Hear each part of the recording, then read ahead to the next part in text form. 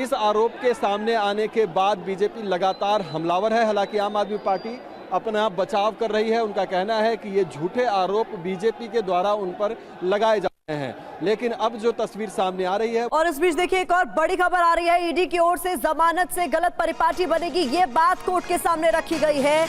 एक नेता को अलग रियायत क्यों, ये सवाल भी इस दौरान पूछा गया है। सुप्रीम कोर्ट ने हालांकि ये कहा है कि आज 2:30 बजे तक ही बेंच बैठेगी और ये असाधारण स्थिति है, ये भी साफ कर दिया गया। ऐसे में क्या होगा, इस पर सभी की निगाहें टिकी हुई है। पीयूष पांडे लगातार हमारे साथ कोर्ट से ही जुड़े हुए हैं। पीयूष, इस पूरे मामले में एक चीज तो साफ है कि ईडी की तरफ से अब तक कोशिश यही की जा रही है कि जमानत पर बाहर ना आए अरविंद केजरीवाल।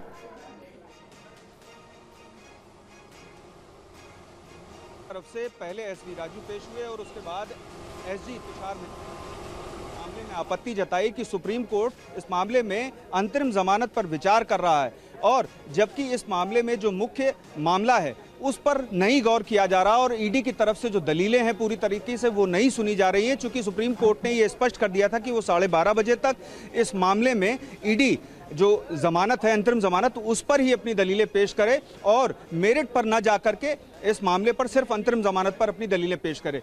तब आपत्ति जताई गई एसजी की तरफ से और ये कहा गया कि इस मामले में जो सेटल किया जाएगा वो आम आदमी और एक नेता के बीच में जो भेद तय करेगा वो ठीक नहीं होगा। ये असाधारण परिस्थिति वाला बयान इसी आपत्ति के बाद सुप्रीम कोर्ट की ओर से दिया गया है। चूंकि देश में लोकसभा चुनाव हैं और अरविंद केजरीवाल एक सिटिंग सीएम हैं, तो ऐसी स्थिति में अंतरिम जमानत पर ही सुप्रीम कोर्ट विचार कर रहा है। और उसके लिए सुप्रीम कोर्ट ने यह भी स्पष्ट कर दिया कि आप इस मामले में सिर्फ अंतरिम जमानत पर बहस करें और केस की मेरिट पर जाकर बहस ना करें। दोनों पक्षों को ये स्पष्ट करते हुए सुप्रीम कोर्ट ने यह भी साफ कर दिया कि असाधारण परिस्थितियां हैं एक सिटिंग सीएम के लिए, और ऐसी स्थिति में सुप्रीम कोर्ट अंतरिम जमानत पर विचार करेगा।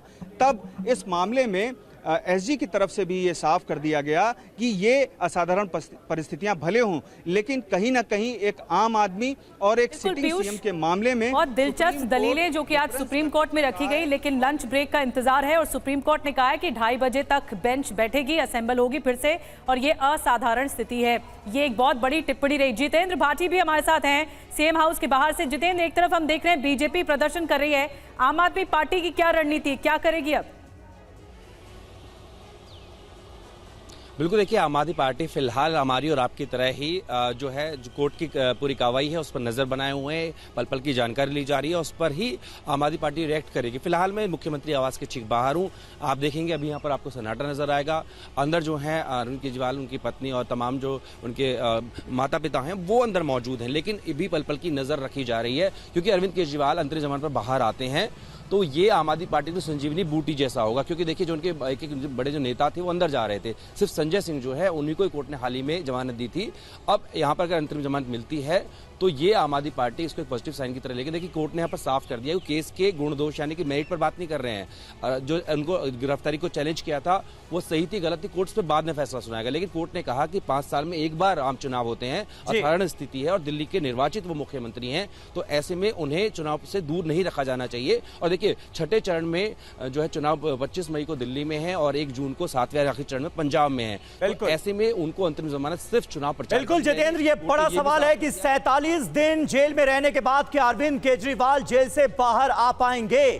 थोड़ी देर में सुप्रीम कोर्ट का फैसला हमारे सामने होगा, ये हम उम्मीद कर रहे हैं। और इस बीच देखिए ईडी की तरफ से क्या कहा गया है, प्रचार नहीं करेंगे अरविंद केजरीवाल तो कोई आसमान नहीं टूट पड़ेगा।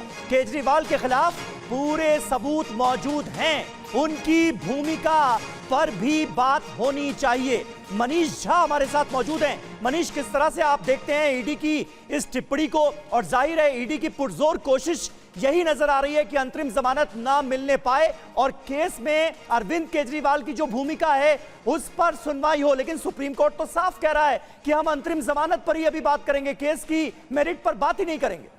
बिल्कुल, देखिए सुप्रीम कोर्ट के जस्टिस संजीव खन्ना और जस्टिस दीपांकर दत्ता की वो बेंच जिसने पिछले दिनों ईवीएम पर हरी झंडी दी थी, आज वो अरविंद केजरीवाल के मामले की सुनवाई कर रही है। जिनको 2 से 2:30 बजे के बीच में यह तय करना है कि क्या अरविंद केजरीवाल को, दिल्ली के मुख्यमंत्री को, दिल्ली में हो रहे चुनाव के लिए इस वक्त जेल से बाहर आने दिया जाए या नहीं।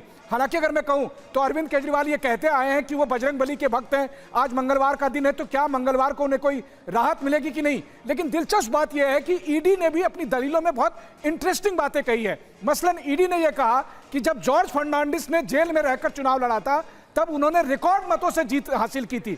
यानी ईडी ये कह रहे हैं कि जेल में रहकर भी चुनाव लड़ा जा सकता है। यानी कि ईडी का ये कहना है कि जब जॉर्ज फर्नांडिस जैसे नेता ने देश में इतिहास रच दिया था जेल में रहकर, तो ऐसी स्थिति में उनको जेल से बाहर निकाला जाना बड़ी बात यह है कि ईडी इस बात को लेकर तटस्थ है कि केजरीवाल को जमानत नहीं मिलनी चाहिए और इसी को लेकर दलीलें भी रखी गई। अब ये देखना होगा कि क्या राहत मिल पाती है। बहरहाल इंतजार करना होगा। इस बीच जनता के बीच करुणा शंकर शर्मा लगातार है। करुणा, वहां जनता क्या कह रही है? इन तमाम दलीलों के बीच जनता की क्या राय है?